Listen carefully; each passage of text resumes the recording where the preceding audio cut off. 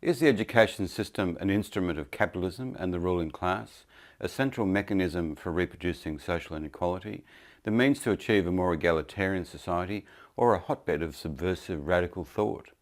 The answer to this question, of course, is that it can be any or all of these things, depending on a variety of factors, and depending on which aspects of education one chooses to emphasise.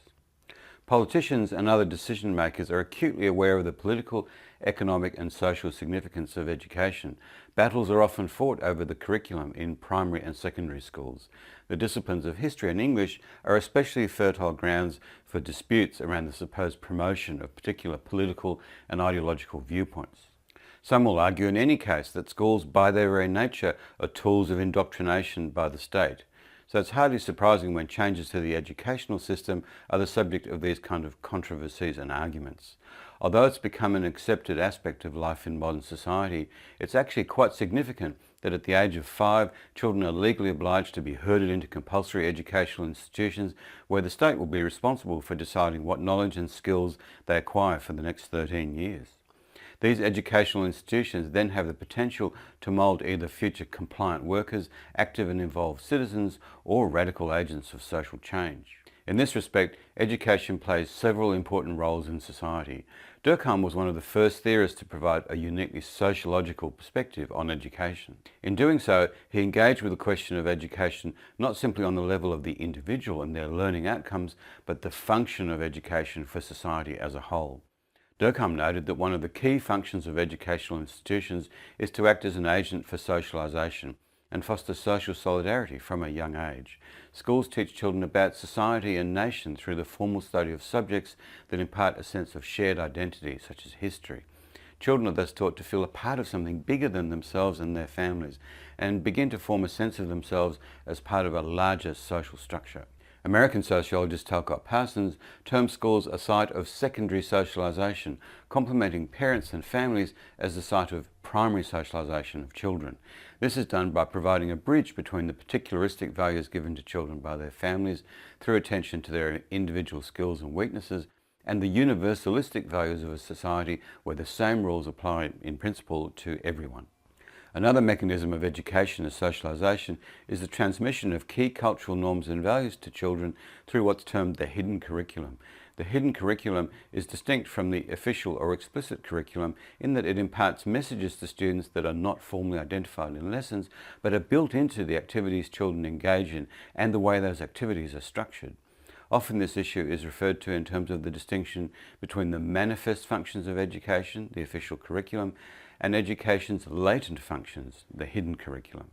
The hidden curriculum includes unintended or implicit values that are cultivated and imparted through the practices, rules and discipline exercised in the classroom. For example, schools may teach students to be punctual, obey authority, meet deadlines and delay gratification. These values and attitudes are not taught via the official curriculum. They don't appear in textbooks, for example, but instead through the cultural transmission of a hidden curriculum which is enacted via structures and rules of educational institutions.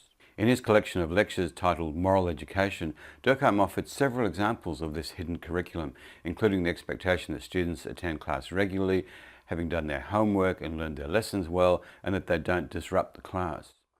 Durkheim reiterated the importance of education in its role of discipline when he stated, "It is through the practice of school discipline that we can inculcate the spirit of discipline in the child." Formal education also helps to develop a trained labour force by providing people with the skills and knowledge necessary to undertake the jobs that keep society running. Some sociologists argue that if society is to be meritocratic, with people rewarded on the basis of merit, ability and talent rather than on wealth or class, educational institutions are the best way to ensure that the most qualified people get the most desirable and prestigious jobs. Schools are thus not only a mechanism for training people for the workforce, but they also act as a vehicle for reducing social inequality. From a very young age, students are identified by teachers as being more or less bright, motivated and diligent. Some would argue that children are thus taught at the level that is thought to suit them best.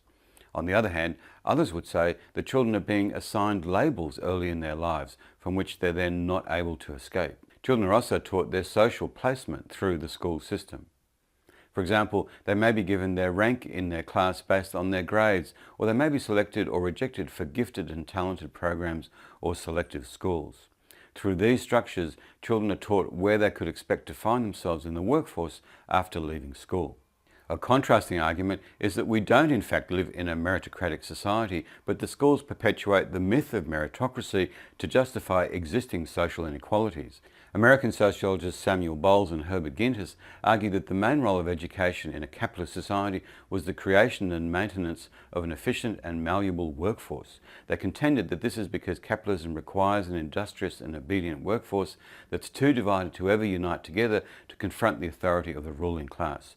They argued that educational institutions foster such social divisions by teaching competitiveness and transmitting the ideology of capitalism, placing the highest values on individualism, competition and hierarchy. Furthermore, the hidden curriculum trains future workers to submit to authority. Thus, according to Bowles and Gintis, education supplies a workforce with the type of personality, attitudes and values that are most useful to capitalists, being pliant and hard-working. The French sociologist Pierre Bourdieu later developed this line of argument to observe that the hidden curriculum includes physical appearance, demeanour, dress, forms of speech, body posture and movement, accent, and that schools tend to privilege the middle-class versions of all these aspects of children's behaviour while devaluing their working-class expressions. This, for Bourdieu and many other sociologists of education, is how the education system operates to reproduce existing class relationships from one generation to the next. These critiques of formal education highlight that regardless of what content is being taught in schools, the very nature and structure of schools can be said to mesh with the requirements of the governing authorities and a capitalist economy. How you understand the way the education system operates in a society then depends to a large extent on your more general perspective on the existing structure and dynamics of society. In summary, the battles fought over school curricula by politicians and other decision makers and commentators highlight the social, political and economic significance of education. Second, education can fulfill several functions in society, including socialisation, social placement and training for the workforce. Third, schools also transmit cultural norms and expectations such as time discipline and obedience to authority via the hidden curriculum. Fourth, some sociologists argue that educational institutions are the best way to ensure that the most qualified people get the most desirable and prestigious jobs in a meritocratic society.